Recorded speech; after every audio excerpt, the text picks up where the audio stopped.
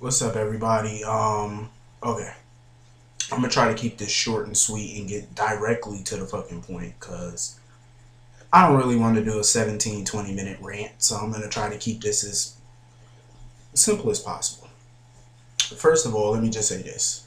I saw the preview for New Year's episodes and stuff like that for this week. Apparently somebody's about to get engaged. I saw somebody putting a ring on somebody's finger. I don't know. I just saw a ring going on somebody's finger. I don't know who, but it looked like a nice piece of jewelry though. I'm hoping it's not Olivia and Steve that's getting married because of the fact that he's leaving in February, so I don't really see the point. And to be honest with everybody, I am done with people getting married on this fucking show because, I mean, the marriages don't last, so what is the point of y'all getting married? And first of all, I just think marriages on soap should be just done. If y'all not gonna last, just here's my advice. They should just fuck, be friends, and live comfortably. That's all they should do. I'm just saying. Anyway. Okay. Starr. Oh my god, can she go back to Landview, please? I know everybody like her with Michael and stuff. I'm trying to like her with Michael. At first, I wanted them to get together, but she just a little annoying for me. Every time Michael say my dad or something like that, she always talking about which dad are you talking about. When he said I'm gonna go see my dad, I'm like, bitch, it's obviously he's going to see Sonny. Cause why would he call AJ my dad? He never called AJ my dad before. Not that I've seen. Every time if he's going to see AJ, he would have just said I'm going to see AJ. When he says I'm going to see my dad, he's talking about Sonny, obviously.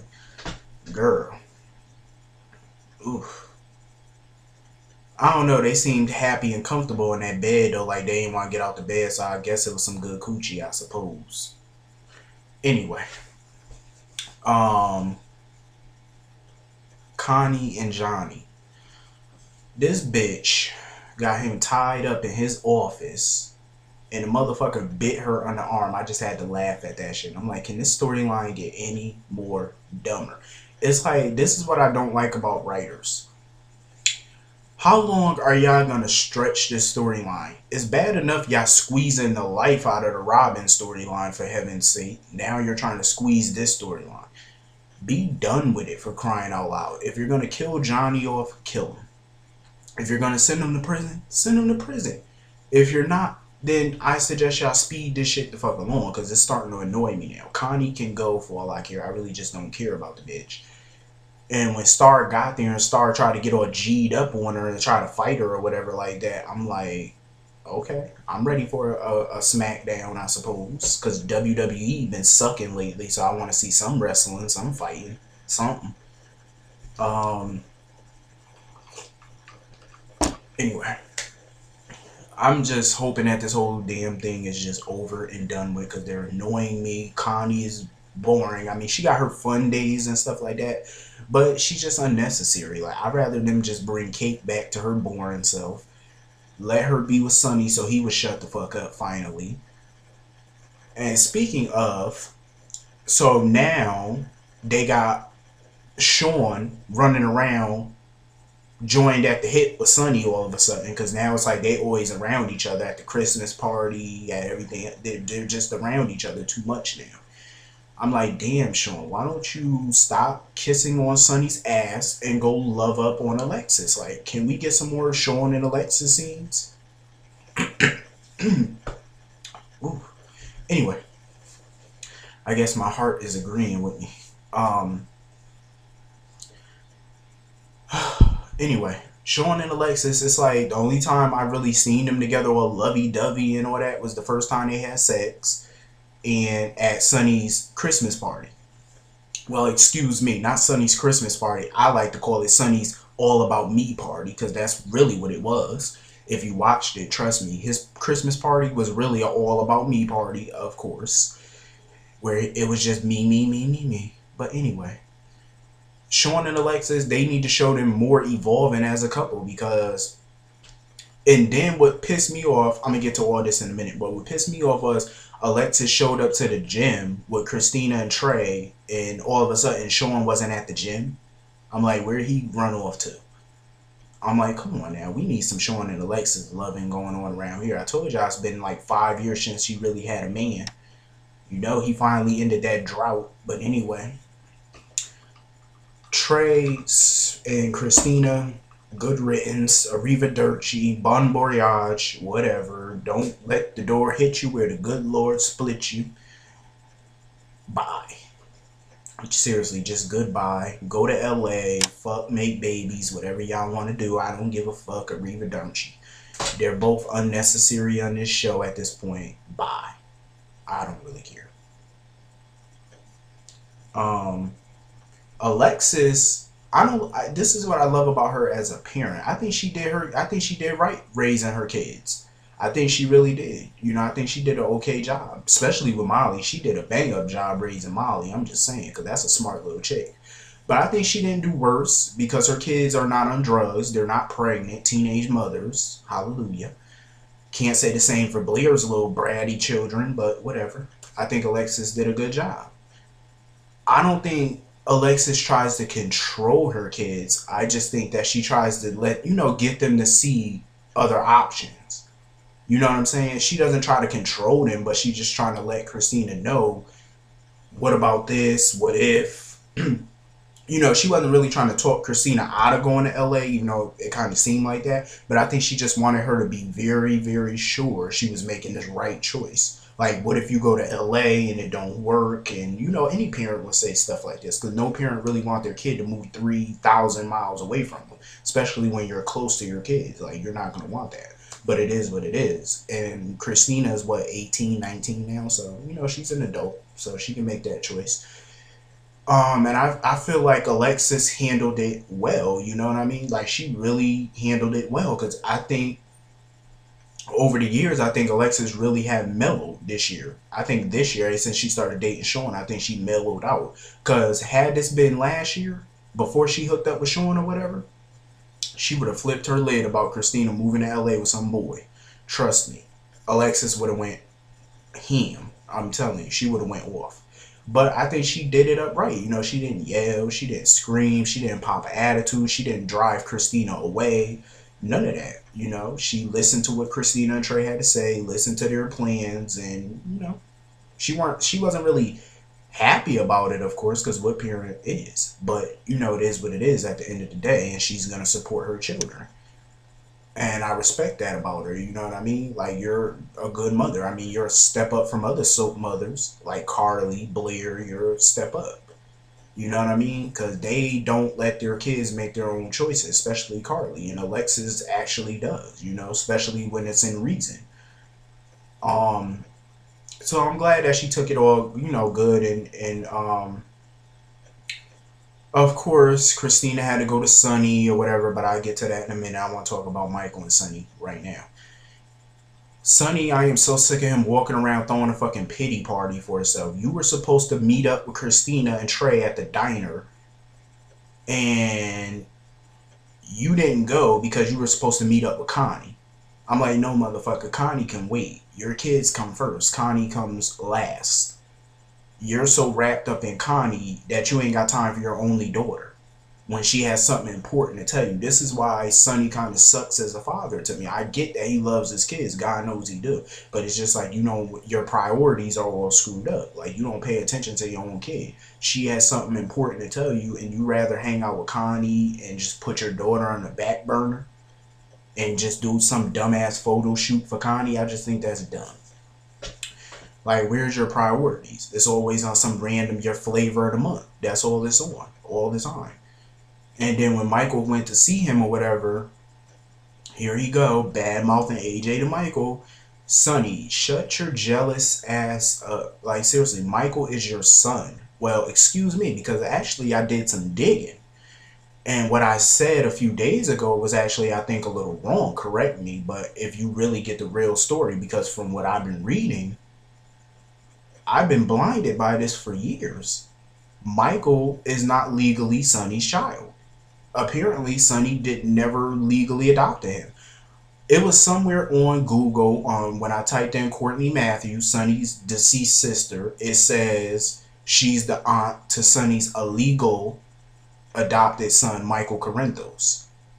I'm like, illegal? So I did some further digging. And apparently, Sonny did not legally adopt the kid. So Michael's not really, not only is he biologically not a Corinthos, but apparently, legally, he's not really a Corinthos. Illegally, he's a Corinthos. Illegally. So apparently, Michael has no ties to the Corinthos family. Not in a relative sense. Go figure. Can't believe it's been that many years. I never really paid attention to that stuff. But apparently, I'm gonna do some more digging on it to make sure it's true. But that's from what I've been reading, and I did further investigation. And Michael is not his son in no way, shape, form, nothing. He's hey. So I guess I could probably start calling him Michael Quartermain now. I guess I don't know. Anyway, Sonny need to stop throwing this little pity party for himself. Like, seriously, Sonny, grow the fuck up, my dude. You're running around pitying yourself and worrying about Michael and AJ, but you're not really worried. I think you're more worried about Connie because you don't have Connie or Kate or whatever in your life, so you're trying to control the situation with your kids. Michael, I feel like, has a genuine right to get to know AJ, and I bet you Sonny had so much egg on his face when he found out that AJ actually confessed to what happened with the text message. He confessed, and I bet you Sonny felt stupid inside. He felt real dumb. Motherfucker, you felt stupid. Anyway, Sonny is so dumb. Like, then when Trey and Kristina told him about her going to LA, of course, Sonny talking about over my dead body, of course. I knew he wasn't going to let her go. I'm like, Sonny, just let the girl go. Like, take us out of our misery so we won't have to watch her badass acting. Please, like, we don't care about Kristina. Let her go. The fuck? Stop trying to control your kids. Alexis allowed it. So there's no way you're... Ooh. There's no way you're going to stop her from going if Alexis said that she can go. And she is, what, 18, 19? So she legally can go whenever she wants. You can't stop her. Moving on. Spinelli and Ellie. I know everybody say Ellie is whiny or whatever, but in my opinion, everything she said today was right. Like, seriously, Maxie knew what the fuck she was doing. Maxie could have called Dante, Lulu, Mac, or Felicia to keep her company on Christmas Eve. But you called Spinelli to keep you company, knowing damn well he had plans. And Maxie had the nerve to say she didn't want to bother Mac or Felicia or Dante and Lulu because they all had plans. Bitch, Spinelli had plans too. But you didn't mind calling him. I'm like, he and Ellie were supposed to spend their first Christmas together. And Spinelli ditched her with strangers. She don't know Sonny and all them. She don't really know them like that. And you pretty much left her at the house by herself with people she don't know. Come on now, that was wrong. I don't care what nobody say. That was wrong. I feel like Spinelli's heart is 50% with Ellie and 50% with Maxie. That don't work. And I agree what Ellie is trying to say. She's basically trying to say she don't want to really be with Spinelli because his heart is not... If she can't have all of Spinelli, she'd rather have none of him. And you know what? I agree. I can't fault her for that. Because what person in a relationship would not want all of a person? If you can't have their whole heart, ain't no point in being with that person. That's how I feel about it. You could agree, you could disagree, but you know I'm right. Come on now. Why would you want to be with somebody that's not fully committed to you? Then what is the point of wasting your time in a dead-end relationship? There's no point. I mean, I'm okay with Spinelli and Maxie being friends, but it shouldn't go nowhere beyond that at this point. I think him and Ellie are good together. I feel like Maxie had her chances. She had more than one chance, and she blew them all. So 3 strikes, you're out. It's time for him to be with somebody who can appreciate him. But it's like he's so blind to see it. And I blame some of this on the fact that Jason not here, because this is a time where I feel Jason could have gave him some advice about this. And that's why I'm kind of pissed Jason not here, because I was like, this is definitely a Jason's advice moment. Like, Jason would have definitely gave him some advice on how to handle the situation. And I agree with Ellie. Like, Spinelli should really take time to think about this before he make his decision on who he really wants. So on that note, I hope he makes the right choice and go with Ellie on this, because I think she's better for him at this point. And maybe I really want Ellie and Spinelli to be together, but if they break up, I'd rather them break up mutually instead of because of someone. And I feel like that's the reason why she broke up with Spinelli, was because of Maxie. I don't want that. Break up because y'all agree, not because of somebody else. Moving on. Dante, Lulu, Maxie. Lulu is getting on my nerves with her wishy-washy ass. You're just irritating me. I can understand why you're upset because Maxie didn't call you when she was having cramps or panic attacks. But you kind of do make it seem like you kind of regret having her as your surrogate. That's the way Lulu kind of looked at her. And then when Maxie said that to her, Lulu had that look on her face like, bitch, I'll smack you. I was sitting there rolling. I was like, Lulu, calm down, girl. I just feel like Dante, I feel personally, can do so much better. He need to ditch that chicken dinner and get with a winner. Padilla. Dolores Padilla. She was so hot. And she would have definitely gave Lulu a run for her money because Padilla looks way better than Lulu. I'm just saying. I tried to keep this video short, but you know I had to talk my shit. So I think Dante should definitely give it a go with Padilla. Padilla. I don't know. I don't know how you say that girl name. I think it's Padilla. I don't know. Whatever. I'm going to call it Padilla name. Anyway. This surrogacy bullshit just getting on my nerves. It continues to get on my nerves because Lulu, bitch, is either you be grateful that she's carrying your baby or you don't. Let it, like, seriously, it's too late anyway because she already got the embryos inside of her. So it's kind of too late and y'all already signed the contract. So you had time to, you know, change your mind, but you didn't. So, oh well. Lulu, I just don't like her little shitty little attitude sometimes. Like, she just really irks my nerves. Like, seriously, girl, get yourself together.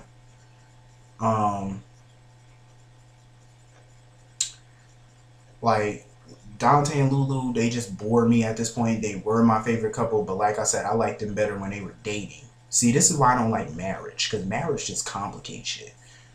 They were better and more different when they were dating, because when they were dating, it was like, you know, they were lovey-dovey, like, it was cute though, but they had challenges. But now that they're married, it's just like they're living this perfect little married life, and I'm not feeling that. It's like Dante been making so many sacrifices and catering to Lulu's needs, but I'm like, bitch, what are you catering to?